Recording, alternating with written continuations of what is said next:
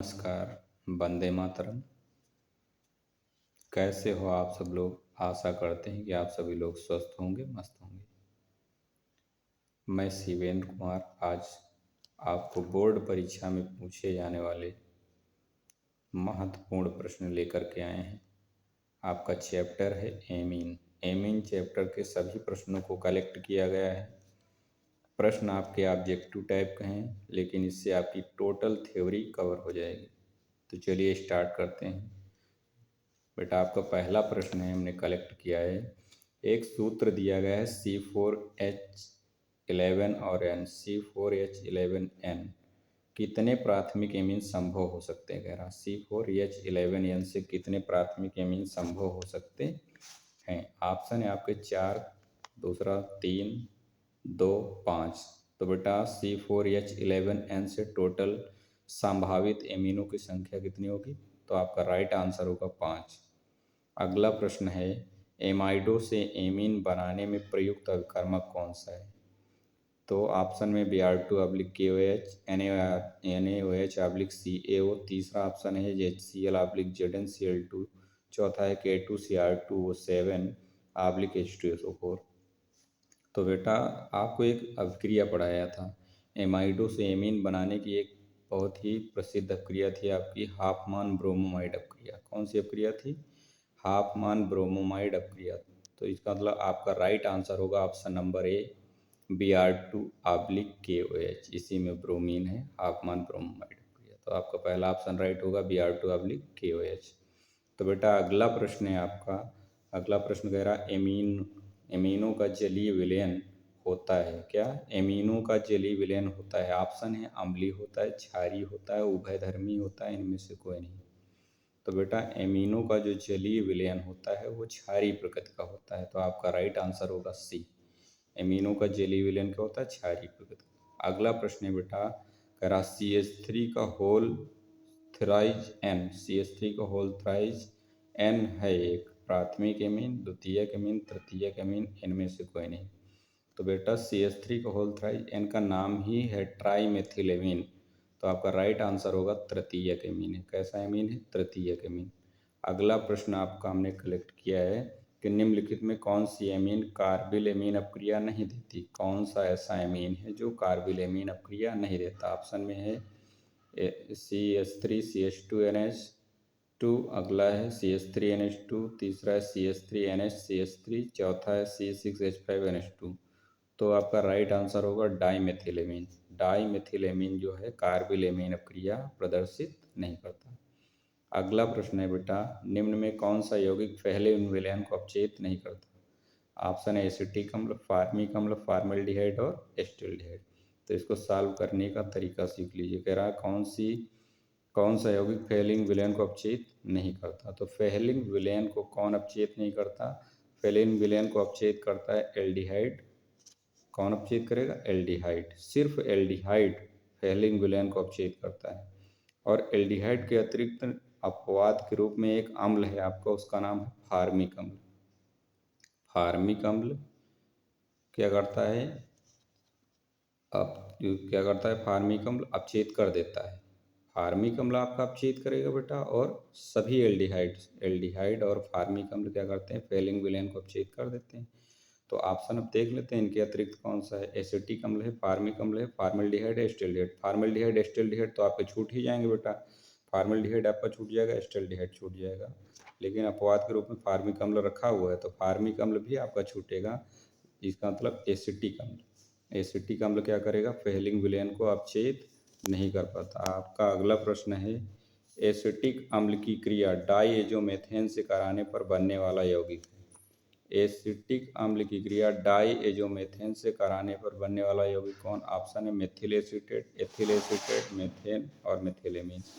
तो एसिटिक अम्ल की क्रिया जब डाईएजोमेथेन से हम कराते हैं तो बनने वाला कंपाउंड होता है मेथिल एसीटेट। तो आपका राइट आंसर होगा option number A, methyl acetate. अगला प्रश्न है बेटा, हिंसबर्ग अभिकर्मक क्या है? हिंसबर्ग अभिकर्मक के रूप में निम्न में से किसका उपयोग करते हैं? हिंसबर्ग अभिकर्मक के रूप में निम्न में से किसका उपयोग किया जाता है? दिया है C6H5SO2Cl, दूसरा ऑप्शन दिया है C6H5SO3H, C6H5NH3 तो हिंस पर अपकर्मक के रूप में किसका प्रयोग किया जाता है? बेंजीन सल्फोनिल क्लोराइड यानी C6H5SO2Cl। ऑप्शन नंबर ए आपका राइट होगा। अगला प्रश्न है बेटा, कह रहा है कि निम्न में से कौन फेलिंग विलयन को अपचेत नहीं कर पाता? फिर वही क्वेश्चन रिपीट हुआ, फेलिंग विलयन को कौन अपचेत करेगा? अपवाद के रूप में फार्मिक अम्ल अपचेत कर देता है और सभी एल्डिहाइड। देखें ऑप्शन में क्या है। ऑप्शन में है बेंजल्डिहाइड, एल्डिहाइड ये कर देगा। दूसरा है फार्मिक अम्ल, अपवाद है ये भी कर देगा। ग्लूकोज में भी तो एल्डिहाइड ग्रुप होता है, ये भी कर देगा। और तीसरा फ्रक्टोज नहीं कर पाएगा क्योंकि फ्रक्टोज में एल्डिहाइड ग्रुप नहीं है। कौन सा है? Ketonic group. तो यही आपका राइट आंसर होगा कि फ्रक्टोज फेलिंग विलयन को अपचेत नहीं कर पाएगा। अगला प्रश्न है बेटा, प्राथमिक एमीन बेंजाइल क्लोराइड से क्रिया करके देता है। तो प्राथमिक एमीन जब बेंजाइल क्लोराइड यानी CH5COCl से जब क्रिया करेगा तो क्या देगा बेटा? ऑप्शन है बेंजामाइड, एथेनामाइड, एमाइड, इमीन। तो आपका राइट आंसर होगा benzamide. Benzyl chloride benzene ring है तो बेंजामाइड बनेगा। अगला प्रश्न है, फार्मेलिन जलीय विलयन है। ऑप्शन है फार्मेल्डिहाइड का, दूसरा फार्मिक अम्ल का, तीसरा फ्लोरीन्स का, चौथा एस्टल्डिहाइड का। तो परिभाषा भी बताया था कि फार्मेल्डिहाइड का 40% जलीय विलयन। तो जलीय विलयन क्या कहलाता है? फार्मेलिन। किसका? फार्मेल्डिहाइड का। तो आपका राइट आंसर होगा फार्मेल्डिहाइड। अगला प्रश्न है बेटा, रोजनमुंड अपचयन से प्राप्त होता है एल्डिहाइड, ईथर, कार्बोक्सिलिक और हाइड्रोकार्बन। तो रोजनमुंड RCOCl क्रिया जब हाइड्रोजन से होती है तो क्या बनेगा? पैलेडियम उत्प्रेरक की उपस्थिति में Pt/PaSO4 की उपस्थिति में रिएक्शन होती है रोजनमुंड, तो बनता है एल्डिहाइड। एल्डिहाइड का फॉर्मेशन होगा तो रोजनमुंड अपचयन से। तो आपका राइट आंसर होगा फार्मेल्डिहाइड, एल्डिहाइड ऑप्शन में है। अगला प्रश्न है, निम्न में से कौन सा यौगिक काइनेज और अपक्रिया नहीं देता? तो काइनेज और अपक्रिया वो नहीं देंगे जिनमें अल्फा हाइड्रोजन प्रेजेंट होता है। ठीक है, काइनेज और अपक्रिया अल्फा हाइड्रोजन प्रेजेंट है तो वो नहीं दे सकता, क्योंकि काइनेज और अपक्रिया के लिए अल्फा हाइड्रोजन अब्सेंट होने चाहिए। तो ऑप्शन देखते हैं, फार्मेल्डिहाइड दिया है, प्रोपेनल्डिहाइड दिया है और क्लोरल दिया है और तीसरा है ट्राईमेथिल एस्टल्डिहाइड। तो ये आपका राइट आंसर होगा बी, CH3CH2CH। इसमें अल्फा हाइड्रोजन प्रेजेंट है तो ये कहीं और अपक्रिया नहीं देगा, फिर ये देगा एल्डोल संघनन। अगला प्रश्न है बेटा, एस्टल्डिहाइड और एसीटोन में विभेद के लिए उपयुक्त अभिकर्मक। तो एक ही अभिकर्मक है जो एस्टल्डिहाइड और एसीटोन में विभेद करता है, तो वो क्या है? सिफ अभिकर्मक। ऑप्शन में देखे हैं, ऑप्शन में दिया गया हिंसबर्ग, ल्यूकास अपकर्मक, सिफ अपकर्मक, इनमें से कोई नहीं। तो एस्टल्डिहाइड और एसीटोन में विभेद करने के लिए कौन प्रयुक्त होता है? सिफ अपकर्मक। अगला प्रश्न है बेटा आपका, कह रहा एमीनो समूह का नाइट्रोजन परमाणु खाली स्थान संकरित होता है।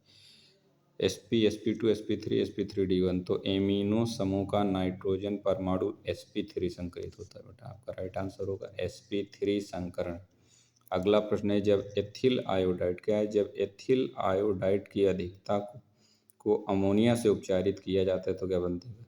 एथिल आयोडाइड C2H5 होता है। जब इसे अमोनिया से अभिकृत कराएंगे तो आप बनेगा एथिलेमीन। ऑप्शन में है एथिलेमीन, ट्राईएथिलेमीन, टेट्रा अमोनियम एमीन। तो एथिल एमीन बनेगा। आपका राइट आंसर होगा एथिल एमीन। अगला प्रश्न है बेटा, किस अभिक्रिया द्वारा एमाइड का परिवर्तन एमीन में किया जाता है? एमाइड का परिवर्तन एमीन में किया जाता है। अभिक्रिया थी हाफमैन अपक्रिया, पर्किन अपक्रिया, केकुले, रोजनमुंड। तो हाफमैन ब्रोमोमाइड अपक्रिया द्वारा एमाइड को किस में परिवर्तित किया जाता है? एमीन में। तो आपका राइट आंसर होगा हाफमैन। अगला है, वो एमीन जिसे गैब्रियल थैलामाइड संश्लेषण द्वारा नहीं बनाया जा सकता। वो कौन सा एमीन है जिससे गैब्रियल थैलामाइड संश्लेषण द्वारा नहीं बनाया जा सकता? तो ये नोट पॉइंट है बेटा आपका, हमेशा याद रखना। गैब्रियल थैलामाइड संश्लेषण द्वारा सिर्फ दो लोगों का निर्माण नहीं किया जा सकता, एनिलीन और बेंजिलेमीन दोनों का, एनिलीन और बेंजिलेमीन। तो दिया है एनिलीन और बेंजिलेमीन। अगला ऑप्शन है मेथिलेमीन, तीसरा है आइसोब्यूटिलेमीन। तो आपका राइट आंसर होगा बेटा एनिलीन और बेंजिलेमीन। एनिलीन और बेंजिल एमीन। तो आशा करते हैं कि ये वीडियो आप लोगों को अच्छा लगा होगा। अच्छा लगा तो लाइक करें, सब्सक्राइब करें और ज़्यादा से ज़्यादा शेयर करने का प्रयास करें। अगला वीडियो आपका आएगा नेमिंग रिएक्शन का बोर्ड पेपर से पहले। तो वीडियो देखते रहिए। जय हिंद, जय भारत।